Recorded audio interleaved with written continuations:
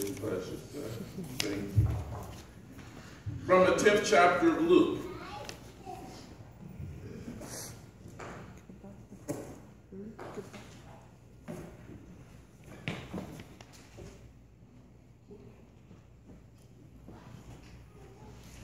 Chapter of Luke's Gospel and the 33rd verse.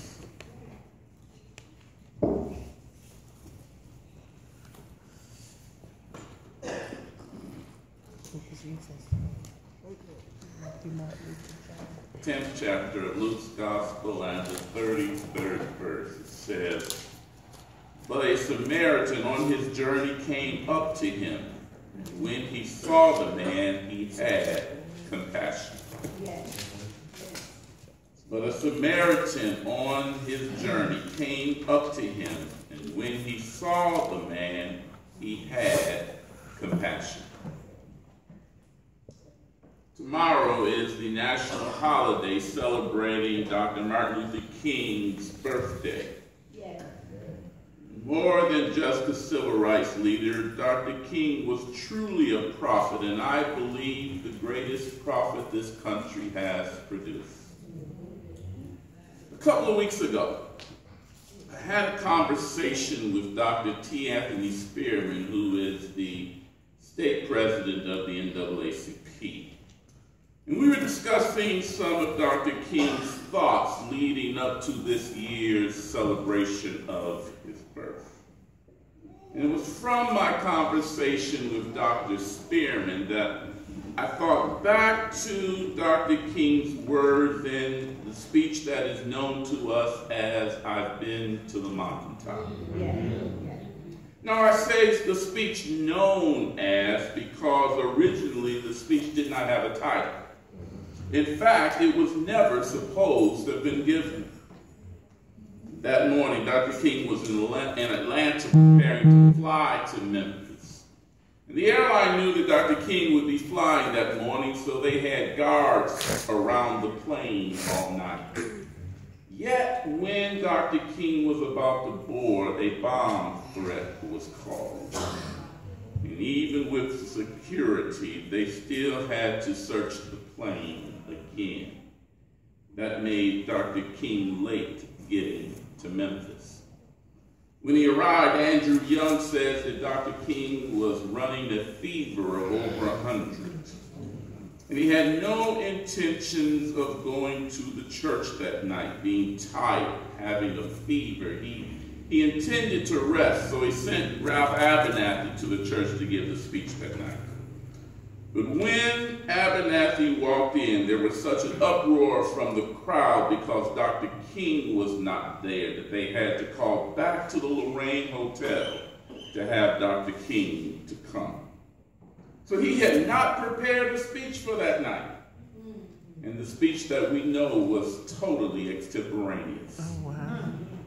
Now, whenever you hear the speech, they only give you the very end of the speech where he says, "We've got some difficult days ahead, but I'm not worried about that now because I've been to the mountaintop." These lines give us the title of the speech. But if you can, I really would ask you to Google and read the whole speech because he says so much more than just a few lines that we're familiar with. At the beginning of the speech, he traces some of the most significant points in human history, beginning in ancient times and carrying up to 1968. But all of that is edited out. And there's something else that Dr. King talked about in the speech which is edited out, which I want to talk about today. Dr. King analyzes the parable we call the Good Samaritan. You know the story. A man going down from Jerusalem to Jericho falls among thieves who rob him, beat him, and leave him for dead. Yes.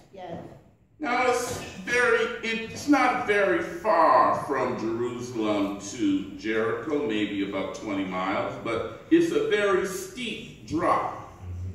Jerusalem is about 2,200 feet above sea level. And you drop down to Jericho, which is 22 feet below sea level. It's very steep. And it's a winding road with many turns and twists. Turns that you really can't even see are on the other side. So this is a perfect road for thieves to hide on, looking for unsuspecting travelers. And on this particular day, both a priest and a Levite saw the man laying in the road. Yes. But passed by on the other side. We can speculate the rest of the day for the reasons for their doing this, and they probably had a good reason. Concern for their own safety. Not knowing who the man was and whether there were others nearby. They decided not to stop. We don't know what their reasoning was, but what we do know is that they passed by on the other side. Yeah. Now, Dr. King says that both the priest and the Levite asked the wrong question. They asked, if I had stopped to help this man, what would happen to me? They were more concerned about their own condition and situation than they were concerned about the man lying there. Yes. However, the Samaritan came by and reversed the question. The Samaritan asked, if I do not stop to help this man, what will happen to him? The Samaritan had compassion on the man. Notice the words of our text. But a Samaritan on his journey came up to him, and when he saw the man, he had compassion. Yeah. The word compassion means more than just to feel sorry for the man. Yeah. To have compassion is more than just shaking your head and saying you're going to pray for him. Yeah. The word compassion literally means to be moved in your guts, to be moved in your innermost being. When you're moved with compassion, you can't just walk by. Amen. When you're moved with compassion, prayer is not enough.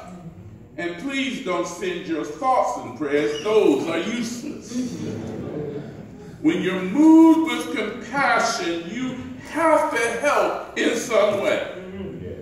This is what happened to the Samaritan. He was moved with compassion, and because he was moved with compassion, he couldn't just pass by. Because he was moved with compassion, he couldn't wonder what would happen to himself. Because he was moved with compassion, he asked the question, if I do not stop to help this man, what will happen to him? This is a very difficult question for us to ask, particularly because we live in a society which celebrates individualism. Our culture tells us that we're to first be concerned about ourselves. What will happen to me? Each person must take care of themselves and their own families. The Samaritan wasn't concerned about himself. He wasn't concerned about himself, but rather he was concerned about the man lying on the road. He asked the question, if I do not stop to help this man, what will happen to him? Dr. King called this dangerous unselfishness. It's dangerous because it's radical. It cuts against the grain. It goes against society. It's dangerous because it sets us apart and isolates us. It makes us an island in the sea of selfishness. Yes. It's dangerous because it makes us vulnerable. It could put us in a situation where we're left unprotected. It's dangerous because it costs us something. We have to give of ourselves for others. Yes. on the other hand, is unselfish because we place the needs of others before our own. We become more concerned about someone else rather than ourselves.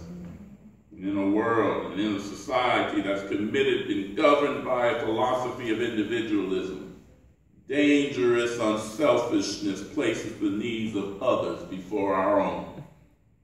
Yet it is this kind of unselfishness that Jesus is talking about. The kind of unselfishness that says, if I do not stop to help this man, what will happen to him? Asking the question this way changes the perspective.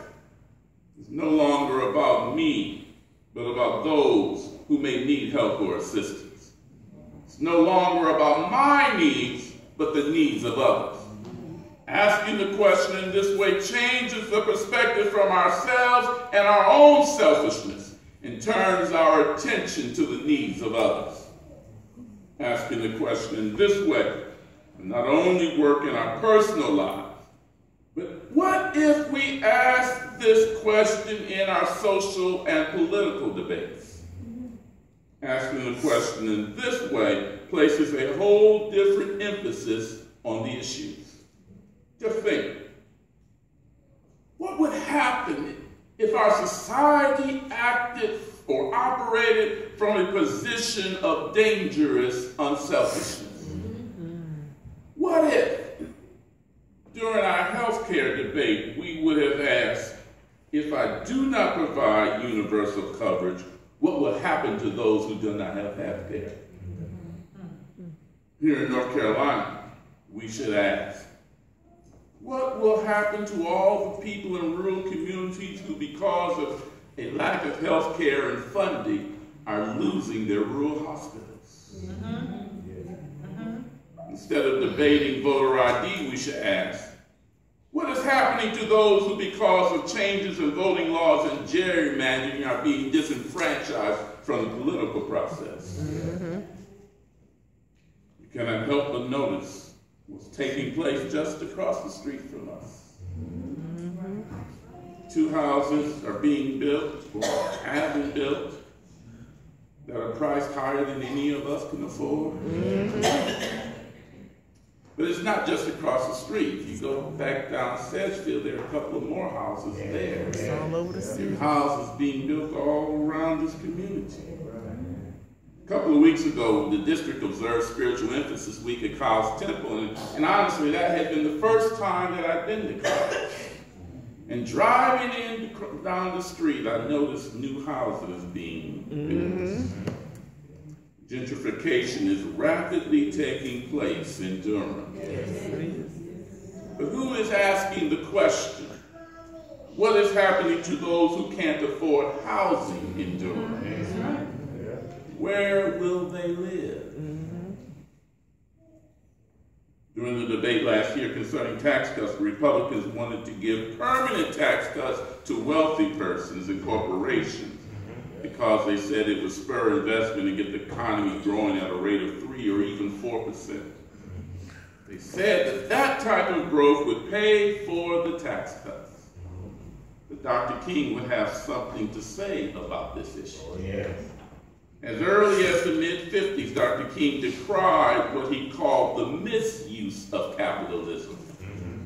The misuse of capitalism is a system where the rich get richer and the poor get poorer. Dr. King said, we must solve the problem of taking necessities from the masses to give luxuries to the classes. If he were here today, he'd have something to say about our economic situation. He would say that we can't solve our problems on the backs of those who are less fortunate. He would want us to ask the question, what would happen to those who we do not help? Currently, the president wants a wall along the southern border, and he's content to have the government shut down until he gets what he wants. He seems to be asking the question, what will happen to me if I don't get my wall? I think that's the wrong question. I think we need to ask 2 questions instead. First, What will happen to those on the other side of the wall? Amen. And second, what will happen to all the federal workers who are not getting paid while you're holding out for your wall? All right. You see, if we change the perspective of the question, we can change the whole fabric and tenor of our society. Yes. If we change the perspective of our question, we can change the conditions in which our people live. If we change the perspective of the question, we can change the lives of the most vulnerable in society. But most important, if we change the perspective of the question, we can change ourselves. We can move beyond the selfishness of our own motives and our own needs and to have compassion for the needs of others. We can move beyond our own selves and look to those around us and see them as our neighbors. All right. Even if their situation is different from our own. Yes. We can move beyond our own selves and learn what it really means to love our neighbors as ourselves. It's really interesting.